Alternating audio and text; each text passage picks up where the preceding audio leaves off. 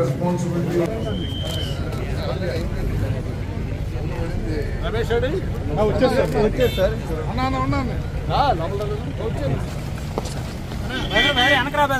చూడలేదు, నేను చూడలేదు.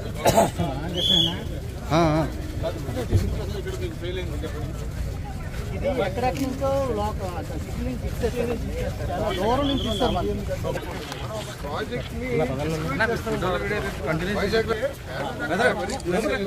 చాలా కట్ల మీద చెత్తలో ఉండే ఇల్లు అటువంటి పేదవాళ్ళకి ఇచ్చింది. Sir sir sir sir sir sir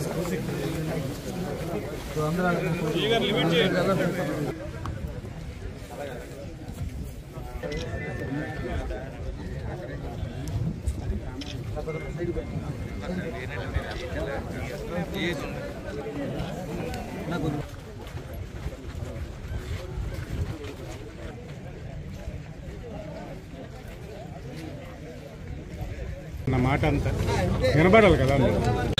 మిగతా వాళ్ళు శేఖర్ శ్రీనివాసరావు గారు స్టేజ్ మీదకి రావాల్సిందిగా కోరుచున్నాం.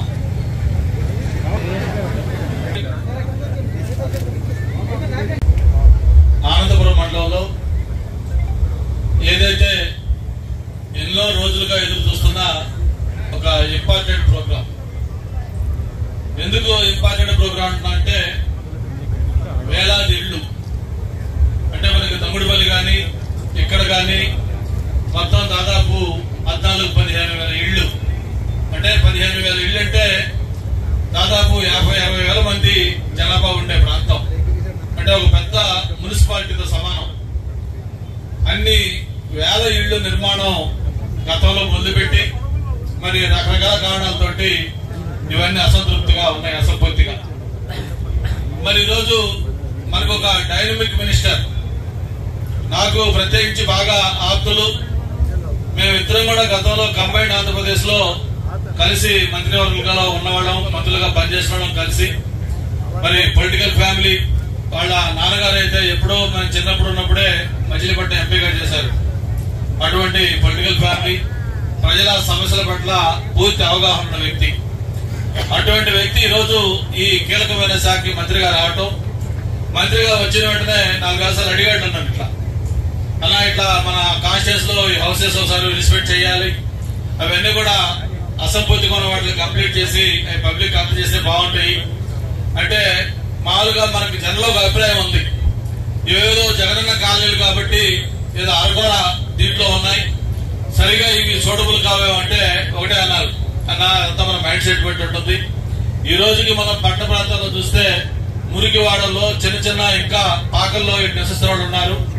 అటువంటి వాళ్ళకి ఏ విధంగా చూసుకున్నా ఇది బెటర్ గా ఉంటాయి. కాకపోతే ఇక్కడ ఏమి మనం ప్రాబ్లమ్స్ రెక్టిఫై చేద్దాం, మిగతా సంబంధించిన అసంపూర్తిగా ఉన్న పనులు కూడా కంప్లీట్ చేద్దాం అని చెప్పని మొత్తం డిపార్ట్మెంట్ అధికారులందరినీ పిలిచి ఈచ్ కాలనీ వైజ్ ఎన్ని ఇళ్లు శాంక్షన్ అయినాయి, ఎన్ని ఇళ్లు కంప్లీట్ చేశారు, ఎన్ని ఇంకా స్టార్ట్ చేయాల్సి ఉన్నాయి, ఆ కంప్లీట్ చేయాల్సిన ఏమేమి వర్కులు పెండింగ్ ఉన్నాయి, కరెంట్ సైడ్ ఏంటి, లేకపోతే మిగతా ఫెసిలిటీస్ ఏంటి, అలాగే కామన్ ఫెసిలిటీస్ ఒక 15,000 ఇళ్లు ఒక చోటకు వస్తే ఒక పెద్ద టౌన్షిప్ లాంటిది. దానికి కామన్ ఫెసిలిటీ ఒక స్కూల్ ఉండాలి, ఒక హాస్పిటల్ ఉండాలి, ఒక మార్కెట్ ఉండాలి, ఒక షాపింగ్ కాంప్లెక్స్ రావాలి, ఒక సినిమా థియేటర్ రావాలి. ఇటువంటివన్నీ రావాలంటే అక్కడ కొంత కామన్ స్పేస్ కూడా ఉండాలి.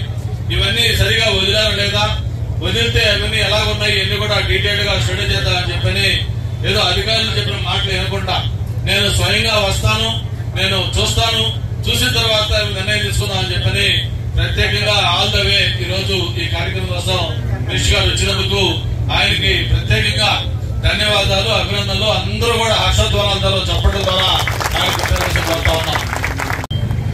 ముఖ్యంగా ఏమిటంటే పెద్ద ఎత్తున ఈ రాష్ట్రంలో పేదవాళ్ళకి ఇల్లు నిర్మించేవారనే ఏదైతే ఆలోచన ఉందో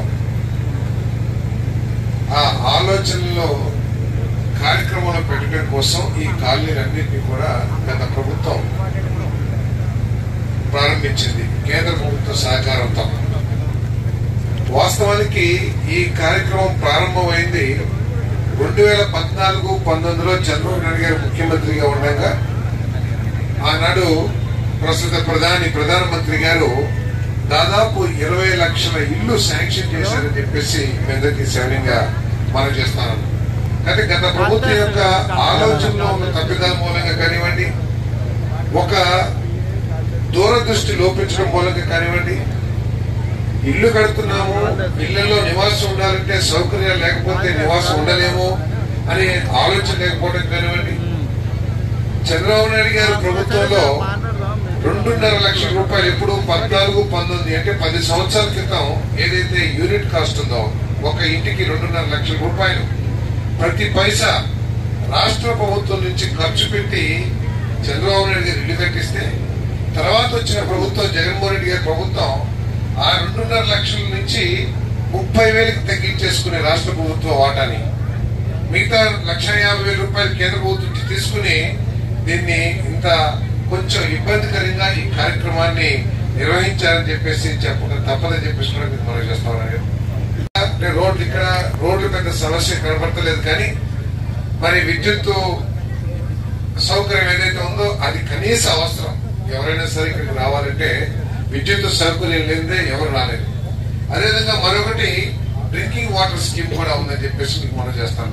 ఇక్కడ కూడా గత ప్రభుత్వం మూలంగా ప్రజలకు ఏ విధంగా నష్టం జరిగిందో ఒకసారి ఆలోచన చేస్తే, జల్ జీవన్ మిషన్ అని చెప్పేసి కేంద్ర ప్రభుత్వం నిధులు ఇస్తే కూడా ఆ స్కీమ్ ద్వారా ఇటువంటి కాలనీస్ అన్నిటికీ కూడా మరి త్రాగునీటి వసతి ప్రతి ఇంటికి ఒకలా ఏర్పాటు చేయాలని చెప్పేసి ఆలోచన చేసింది గత ప్రభుత్వం, మరి కేంద్ర ప్రభుత్వ సహకారంతో.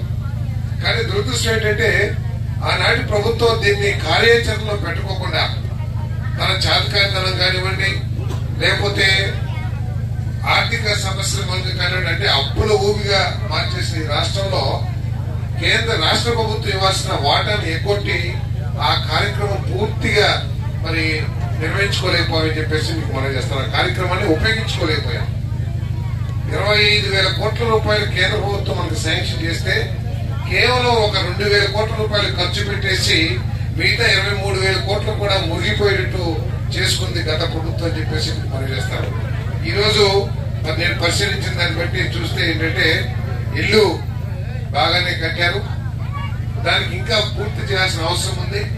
తప్పకుండా ఈ రోజు కానీ రేపు కానీ మీ గౌరవ శాసనసభ్యులు కూర్చోబెట్టుకుని ఈ మిగతా పనులు ఏదైతే ఉన్నాయో వాటిని పూర్తి చేయడానికి ఏమైనా కార్యాచరణ చేయాలో ఆలోచన చేస్తామని చెప్పేసి మనం చేస్తాను.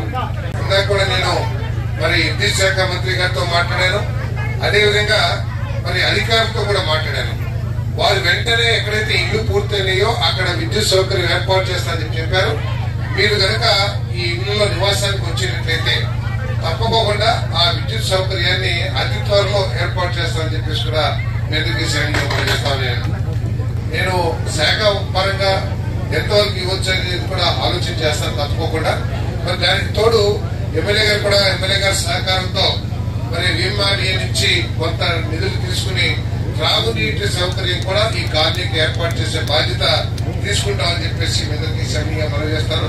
కాబట్టి మా అధికారులు కూడా చెప్పేది ఏంటంటే ఏదైతే కాంట్రాక్టర్లు మిగిల్చేశారో పూర్తి చేయకోకుండా ఇల్లు వెంటనే రేపే కాంట్రాక్టర్లు పిలవండి. ఎవరైతే చేశారో వాళ్ళని పిలిపించి సమావేశం ఏర్పాటు చేయించండి. అవసరమైతే వాళ్ళ శాసనసభ్యులుగా కూడా ఉంటారు.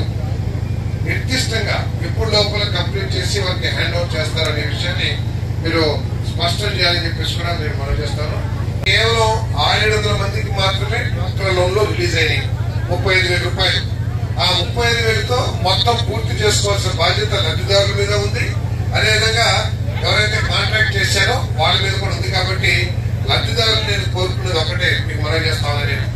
మీరు ఒక పక్క ఇల్లు అద్దెలు కట్టుకుంటూ ఉన్నారు, అంతేకాకుండా ఇంత సౌకర్యవంతమైన కాలనీలో ఉంటున్నారని చెప్పేసి నేను భావించట్లా. దయచేసి ఈ కార్యక్రమాన్ని సద్వినియోగం చేసుకోమని చెప్పేసి కోరుతా ఉన్నాను. ఏదైతే 35,000 రూపాయలు మీకు డ్వాక్రా లోన్ తరపున ఇల్లు కట్టుకోవడానికి లోన్ ఇచ్చారో దాన్ని కనుక మీరు ఈ ఇంటికి వాడుకునేటట్లయితే మీకు తప్పకోకుండా ఆ ఇల్లు పూర్తవుతుంది, కొద్దిగా గొప్ప మిగులుతుంది.